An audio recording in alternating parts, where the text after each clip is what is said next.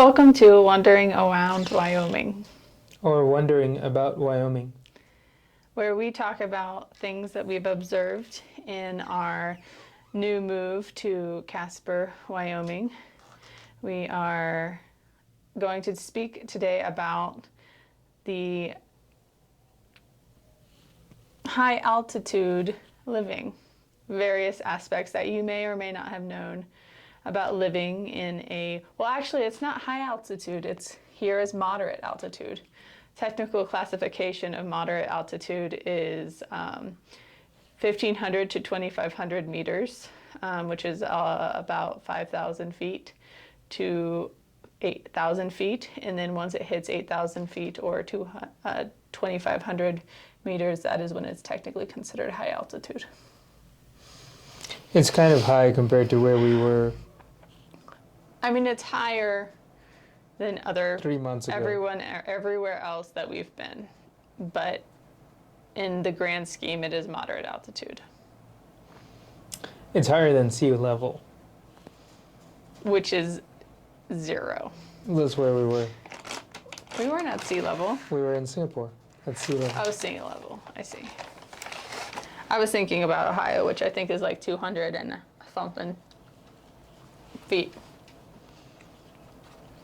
So I learned while I was prepping for this high altitude, moderate altitude conversation, was like, why would people want to move so high up? What are the health benefits? Many studies have been done that living in moderate to high altitude. What studies are these? Where are they doing them? I looked at an actual paper, but I was reading it briefly. I see. It was cited. Okay. It wasn't just an article. So I'll give it to you later. Cardiovascular and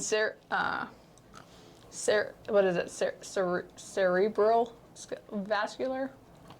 I don't know. Cardiovascular health and is improved when you move to high to moderate altitude areas because of the partial hypoxia, and also it makes your body work harder. So there was a 4-year study done on people who had recently moved to or have lived in moderate altitude areas for a long time, they were noticing had lower mortality regarding coronary heart disease. Not to be confused with coronary heart disease, where you compulsively make lots of art about hearts. Absolutely. And strokes that happened less often in populations that lived in higher altitudes. But, did I drop something? You dropped peanuts. Oh, I'll get it. But if you were already, say, ill, like you had COPD or some type of debilitating disease, living in high altitudes worsens that thing. So it's kind of like, if you start out early as a healthy person, you're going to potentially live longer because your body has to work harder. And, you could ostensibly be a sedentary person and still lose weight if you were choosing to do that. But there are also correlations of less obesity in high to moderate elevation territories. But that might have to do with something else. Did I drop another thing? No, just be careful of the cord.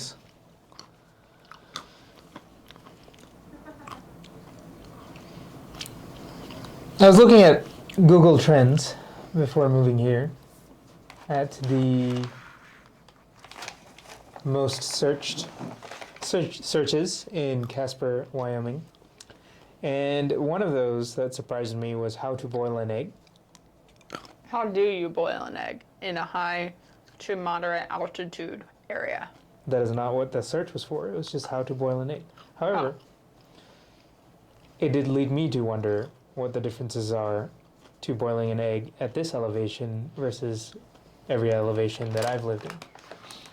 And Food Smart Colorado, which we will link somewhere.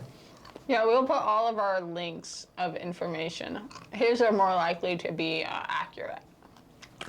Does provide information on cooking at higher altitudes. And so they also provide this recipe for boiling your eggs at higher altitude. Step 1. Put eggs in a saucepan large enough for a single layer. So the pot has to be big enough that you can put one layer of eggs. And then you add cold water to the eggs so that they are covered.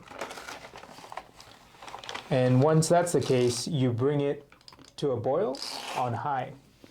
And once the water is boiling, which is apparently a lower temperature than it would be at sea level, you lower the heat so that the water is just simmering, which means smaller bubbles near the bottom of the pan, but you don't have big bubbles coming up to the surface of the water that is being boiled. Once it's simmering, you leave the eggs in there for 5 minutes, and then you remove the pan from heat, and you just let it sit there. You let the eggs sit there in the water off of heat. Nobody has time for that. For 15 to 20 minutes. Oh. Nobody has time for that. If the eggs are larger, you want it to do 20 minutes. If the eggs are smaller, around 15. If the eggs are tiny, like quail eggs or something, you're probably going to do like 8 minutes or something. I don't think boiling an egg causes as many issues as unfurling an egg from its shell.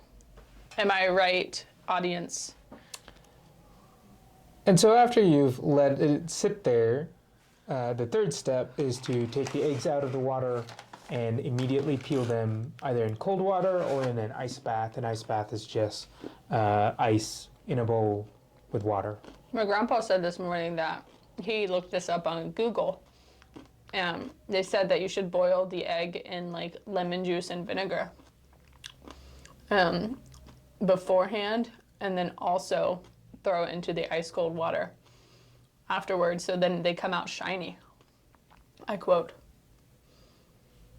Well, I'd be interested in looking that up. And by shiny, I think he meant glistening. But I'm sure that it mostly just aids in the removal of the shell. I think that it makes it easier because the egg gets cold and contracts on itself and then dislodges itself from the shell. Mm-hmm. But how does the vinegar affect the shell? I have no idea. It's just what he said.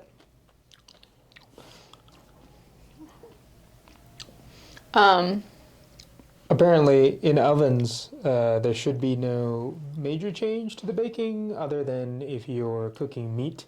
We keep burning things. Take longer or shorter depending on if you're frying or doing it in the oven. Slow cooking takes longer. At lower temperatures, seemingly. Well, we don't know that yet. So have not been measuring. we might escape heart disease and stroke, but we'll die of consuming carcinogens from our burnt meat. I don't know if we know that either, but No. we shall see and report back on what we learn. Perhaps in 30 years you'll find out about the health effects, if there are any. I do know that the athletic programs often send people to higher elevations. I was going to just say that. There's a guy that I was working with, and he got selected for the Army Golden Gloves program, and they sent him to Colorado.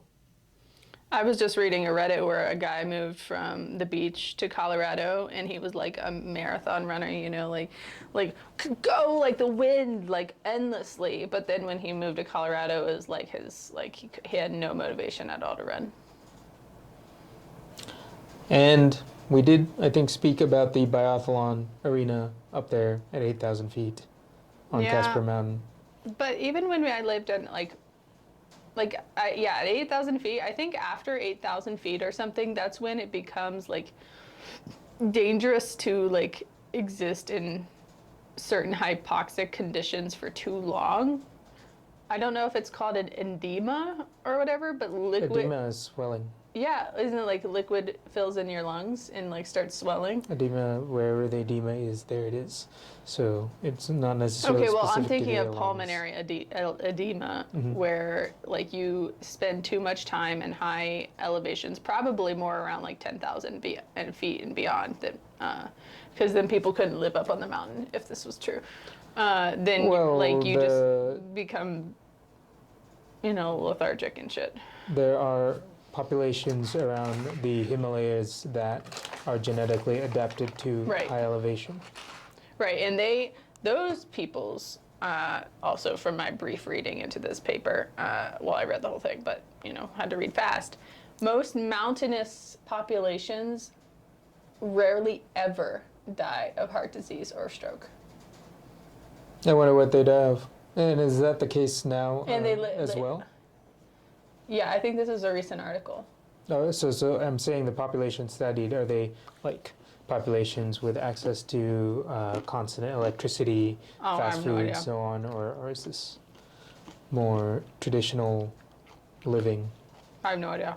Where they're just taking care of yaks and stuff. The axe? Yaks. Oh, no. I don't know. Goats.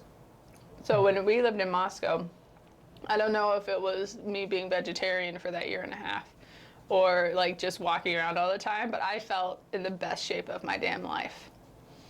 And that's what's exciting to me about this place, is that I will just lose my yak weight more easily, theoretically, as long as I don't continually eat this trail mix by Great Value.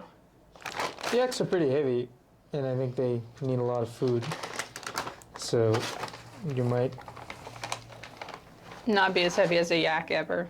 Have an easier time not worrying about the weight. I think I will have an easier time, and I like that. Attempting to Every time I go home, I gain weight in Ohio. Stronger.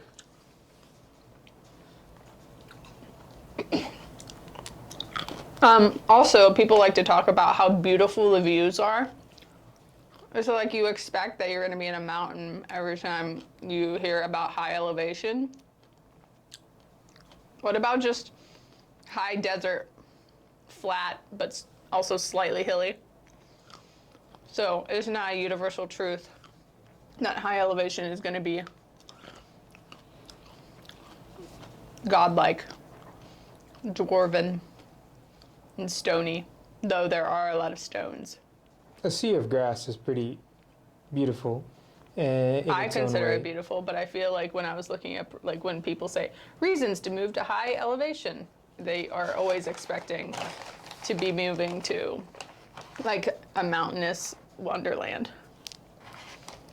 The sky does seem bigger here. And I noticed this in Idaho as well compared to every other place I lived in before Idaho. But here it's even bigger somehow. The perception. Yeah, it's like a dome. It's like being in a snow globe. What's up with that? What's up with that? Why does the sky look so big? I keep trying to look at the camera, but I actually just like looking at myself eating granola. It's going to be quite loud. And you are making a mess of the studio. I am. Bizarre choices.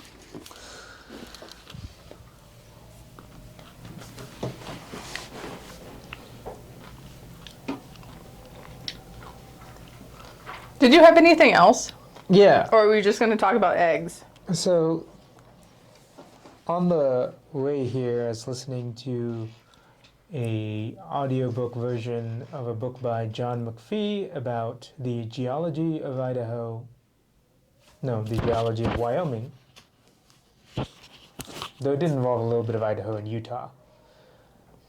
And there was apparently a geologist who lived here named David Love, here in Wyoming, specifically I think around Jackson Hole and Cheyenne, but then kind of always moving around.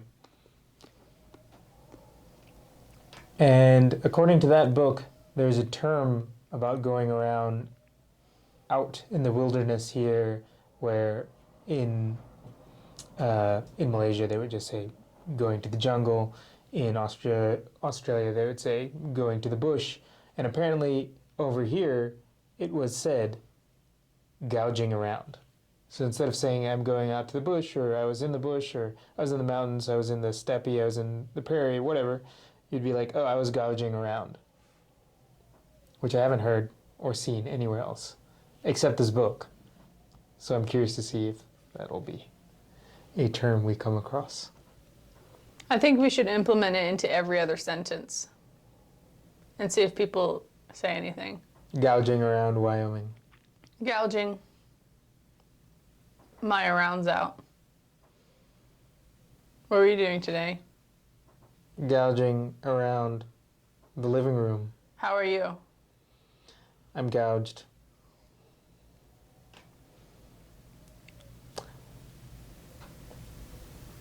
I do wonder if the worship of the sky is correlated to the bigness of the sky, and the reason that it was so common in Central Asia was because Vitamin D. the sky was so big.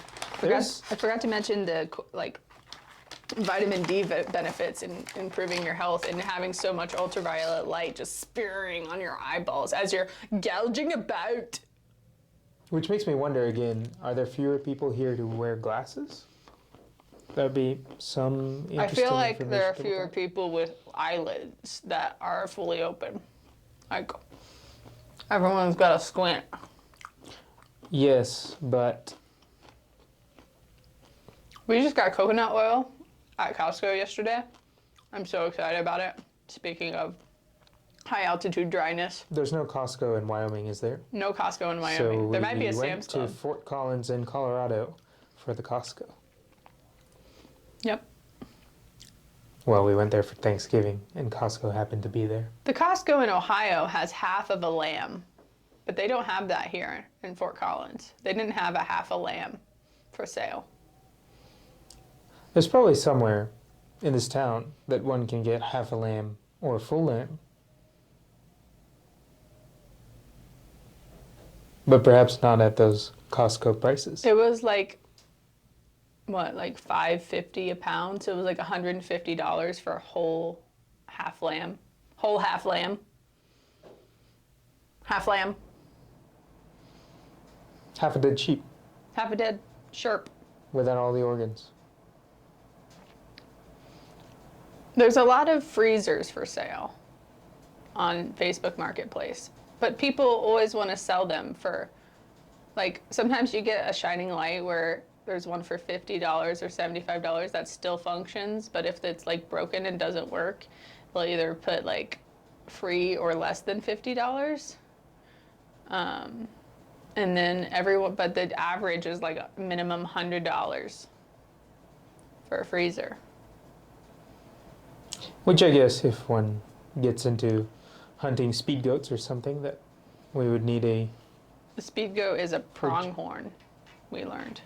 There was a lot of speed goat names that were just like speed goat internet and speed goat coffee. And Much like 307, which is apparently simply the beginning of the numbers, the area code in Casper. a lot of names for just 307 insert business. So there were a lot of speed goats, and it took us a while to realize that they meant pronghorn.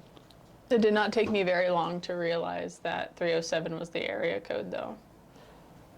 There is apparently some of the best value for money winter trail running marathon shoes are called speed goats, after the speed goat race ultramarathon in Utah, another high elevation snow race.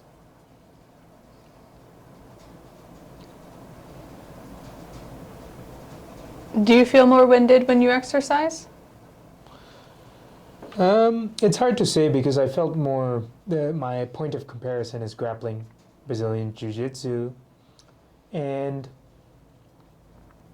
it seems comparable to sea level, because going to sea level, going near the equator in the heat, was already like pretty, like it takes it out of you in a different way, Yeah. where you're like flooded. I'm flooded with perspiration, and it's just so hot. Instead, it takes your moisture a different way by like evapotranspiration, as opposed to just like letting it ooze out of you. It is definitely not as. I definitely don't feel as on top of it as I did in Idaho or Ohio. However, hard to say, because I'm also not pushing things as far here yet. Yeah. And by now we should be basically acclimatized. Yeah, I would say so. Because you have like three levels of like elevation sickness or like acclimation, and it should only take like a day or two fully. However, we did just go in northern Colorado to a state park, Yes.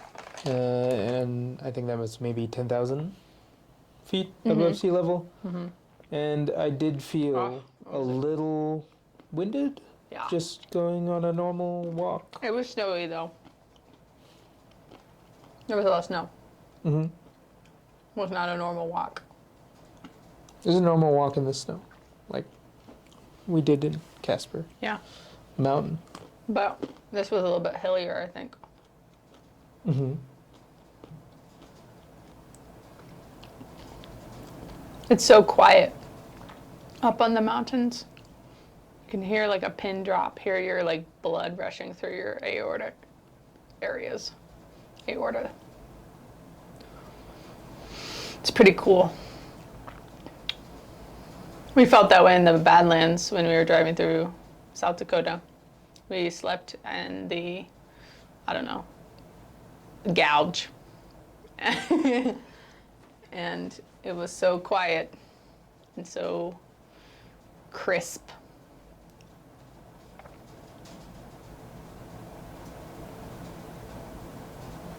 I do wonder if there are bighorn sheep around here. As you said the other day, though, it's really hard to get licensing for a bighorn. Yeah, just to know if they're around, not necessarily to eat them. You could probably find that out. I could, but I haven't yet. It snows a lot, but it's also very sunny here. That's, I guess, weather patterns. I feel like it's either snowing or sunny, or like the calm before the snowstorm. So theoretically, people should be happier here. Also, they did a study on a bunch of skiers and their like compound like mental health and physical health, even though like you're skiing, so you're probably already in good shape, but like in like levels of depression and blah blah blah, like general well-balancedness in being a skier and things. They found that they were like generally had less issues all around, and they were somehow trying to connect it to the like adaptation to lack of oxygen when they were up in the mountains, and then that like huge decrease like as you're skiing down, and it being like this like dopamine rush. Mm-hmm. So like constantly having influxes, kind of like when you're like doing any type of sport, and you're like, you have endorphins, you'll feel better, but like maybe it feels way better when you have like an oxygen rush and an endorphin and a dopamine rush. All at once? All at once. Which really, we should probably come up with a new high mountain sports. Yeah, he was thinking that we could do grappling in the snow. And say you fall through like 3.5 feet of snow with your partner. Good luck.